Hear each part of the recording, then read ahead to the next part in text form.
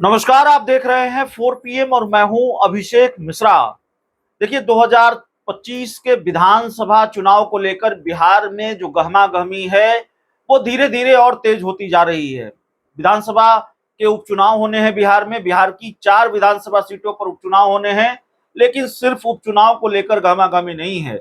बिहार अब पूरी तरह से चुनाव के मोड में है और ये हम आपको कई बार बता चुके हैं, अलग-अलग वजहों से ये साफ तौर पर नजर आ रहा है कि किस तरह से बिहार में अब चुनाव की गहमा-गहमी साफ तौर पर नजर आ रही है।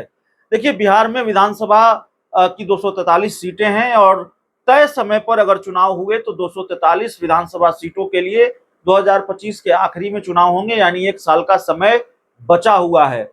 लेकिन जो घटनाक्रम है बिहार की राजनीति के, जो घटनाक्रम लगातार सामने आ रहे हैं, वीरचंद पटेल पर, जिसको सियासत का गलियारा कहा जाता है, बीजेपी, जेडीयू, आरजेडी जैसी पार्टियों का दफ्तर है और वहां जो गतिविधियां हैं रोज की, उससे आपको अंदाजा हो जाएगा, उस तस्वीर से ये बात समझ में आ जाती है कि अब सीधे अब बिहार चुनाव के मोड में चला गया है और बिहार का हर राजनीतिक खेमा और हर राजनीतिक दल चुनाव के मोड में है। भूमिका थोड़ी लंबी हो गई।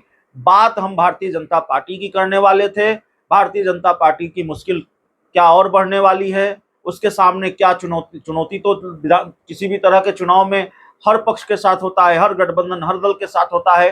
भारतीय जनता पार्टी की चुनौती की बात इसलिए करेंगे क्योंकि खबर भारतीय जनता पार्टी को लेकर है और भारतीय जनता पार्टी में शामिल होने वाले एक संभावित तौर पर शामिल होने वाले एक बाहुबली नेता को लेकर खबर है। बाहुबली नेता सूरजभान सिंह की बात कर रहे हैं। सूरजभान सिंह को लेकर खबर है, उनका बयान सामने आया है।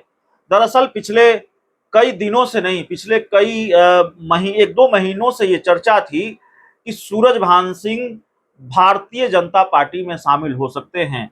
सूरजभान सिंह माफ कीजिएगा, पशुपति पारस की पार्टी के बड़े नेता हैं, अब भी उनकी पार्टी में हैं और स्वर्गीय रामविलास पासवान के वो बड़े करीबी रहे हैं, लोजपा के संस्थापक सदस्यों में से रहे हैं। लेकिन जब चिराग पासवान की पार्टी टूटी तो सूरजभान सिंह पशुपति पारस के साथ हो लिए और इसका मलाल चिराग पासवान को रहा है। इसको लेकर गुस्सा भी, इसको लेकर नाराजगी भी चिराग पासवान के मन में रही है सूरजभान सिंह को लेकर। और कहा यह जाता है कि 2024 के लोकसभा चुनाव में अगर सूरजभान सिंह या चंदन सिंह बीजेपी में शामिल नहीं हो पाए, बीजेपी से भी उनको टिकट नहीं मिला, पशुपति पारस की पार्टी को तो एक भी टिकट मिला ही नहीं, एक भी सीट मिली ही नहीं, लेकिन चर्चा थी कि बीजेपी अपने कोटे की कोई सीट सूरजभान सिंह या उनके भाई चंदन सिंह को दे सकती है। लेकिन अगर ये नहीं हुआ तो इसके पीछे चिराग पासवान ही थे और चिराग पासवान ने ही बीजेपी पर दबाव डाला कि सूरजभान सिंह को निपटा दिया जाए या चंदन सिंह को निपटा दिया जाए, उनकी कोई मदद या बीजेपी उनको आसरा न दे, ये चर्चा होती है।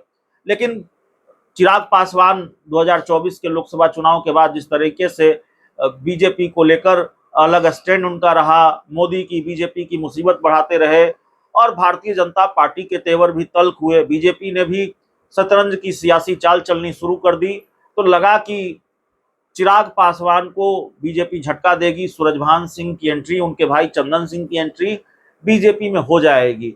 और ये जो चर्चा थी और मजबूत हो गई जब आरएलजेपी यानी पशुपति पारस की पार्टी के जो नेता थे सुनील पांडे, जिनकी बाहुबली की छवि रही है, उनकी भी छवि बाहुबली नेता की रही है, वो अपने बेटे के साथ बीजेपी में शामिल हो गए। तो कई दिनों से ये चर्चा थी कि क्या अब सूरजभान सिंह भी अपने भाई के साथ भारतीय जनता पार्टी में शामिल होंगे, चंदन सिंह के साथ शामिल होंगे। चर्चा यह भी कि उनकी बातचीत चल रही है, लेकिन अब सूरजभान सिंह ने इस पूरे मामले को लेकर खुद ही चुप्पी तोड़ी है। एक इंटरव्यू में जब सूरजभान सिंह से ये पूछा जाता है कि क्या आप भारतीय जनता पार्टी में शामिल होंगे, भाजपा में जा रहे हैं, तो उन्होंने कहा कि आने वाला समय तय कर देगा। पत्ते नहीं खोले, उन्होंने कहा कि आने वाला समय तय करेगा कि वो भाजपा में शामिल होंगे कि नहीं होंगे। लेकिन सूरजभान सिंह ने आगे जो कुछ बात कही है वो बीजेपी की चिंता बढ़ाने वाली बात है। और सवाल यह भी है कि सूरजभान सिंह भाजपा से दोस्ती करना चाहते हैं या भाजपा से दुश्मनी करना चाहते हैं, ये अपने आप में बड़ा सवाल है। उनसे सवाल पूछा जाता है कि आपकी पार्टी का तो अस्तित्व रहा नहीं, यानी पशुपति पारस की पार्टी का तो कोई अस्तित्व रहा नहीं जिस पार्टी में आप हैं, उनको सीटें नहीं मिली या पार्टी बची कहाँ, तो वो जवाब देते हैं कि पार्टी तो तुरंत खड़ी हो जाएगी, पार्टी तो हम बता देंगे क्या होती है, लेकिन हम इस विवाद में पड़ना नहीं चाहते हैं। तो सूरजभान सिंह क्या किसी खेल की प्लानिंग कर रहे हैं? सूरजभान सिंह क्या भारतीय जनता पार्टी को झटका दे सकते हैं? क्योंकि वो सीधे तौर पर धमकी और चेतावनी वाले अंदाज में कह रहे हैं कि हम तो बता देंगे कि पार्टी क्या होती है और पार्टी कैसे खड़ी होती है, जो उनके बयान का लबो-लुआब है इस इंटरव्यू के दौरान। तो ये बात उन्होंने कही। एक और बात उन्होंने कही कि जो सूरजभान सिंह ने कहा कि देखिए अभी हम हैं पशुपति पारस के साथ, जहां थे वहीं हैं, लेकिन उनसे जब सवाल पूछा जाता है कि आप एनडीए में कब तक रहेंगे, बीजेपी के साथ आपकी पार्टी कब तक रहेगी, कुछ भी नहीं मिलेगा तब भी क्या आप विधानसभा चुनाव में रहेंगे, तो उन्होंने कहा कि हम कोई मजदूर नहीं हैं कि बीजेपी हमें कुछ भी नहीं दे और हम बीजेपी के साथ रहेंगे। और सबसे महत्वपूर्ण बात जो सूरजभान सिंह ने कही कि अगर 2020 में चिराग पासवान जेडीयू की सीटों पर अपने उम्मीदवार उतार सकते हैं, जेडीयू से लड़ सकते हैं, तो क्या गारंटी है कि 2025 के विधानसभा चुनाव में पशुपति पारस बीजेपी की सीटों पर उम्मीदवार नहीं उतार देंगे, बीजेपी से नहीं लड़ लेंगे। तो ये एक बड़ा संकेत सूरजभान सिंह ने दिया है और इसी की वजह से अभी सस्पेंस क्लियर नहीं हो पाया है, बल्कि सस्पेंस और बढ़ गया है कि सूरजभान सिंह बीजेपी से दोस्ती करना चाहते हैं या बीजेपी के खिलाफ मुखालफत, बीजेपी से दुश्मनी के संकेत दे रहे हैं।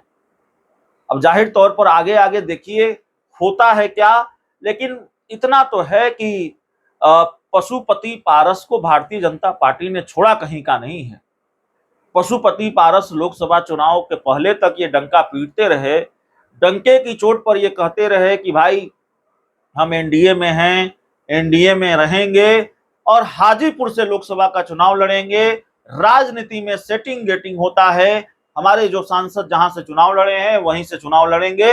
लेकिन भारतीय जनता पार्टी ने न तो उनको एक भी सीट दी, सीट बंटवारे की जो प्रेस कॉन्फ्रेंस थी उसमें उनको बुलाया तक नहीं, जाहिर है सीट ही नहीं देनी थी तो बुलाएगी क्यों बीजेपी।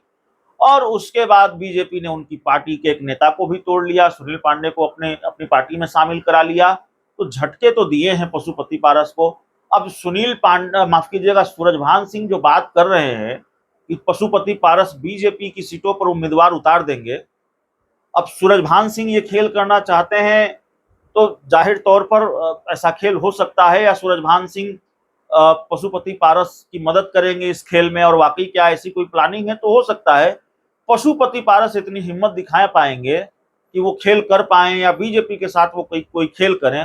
मुझे नहीं लगता कि इतनी हिम्मत पशुपति पारस में है। हिम्मत दिखाने की कोशिश की, बीजेपी से लड़ने की कोशिश थोड़ी बहुत उन्होंने की, लेकिन आगे चलकर उन्होंने हथियार ही डाल दिए बीजेपी के सामने। बहुत बहुत धन्यवाद।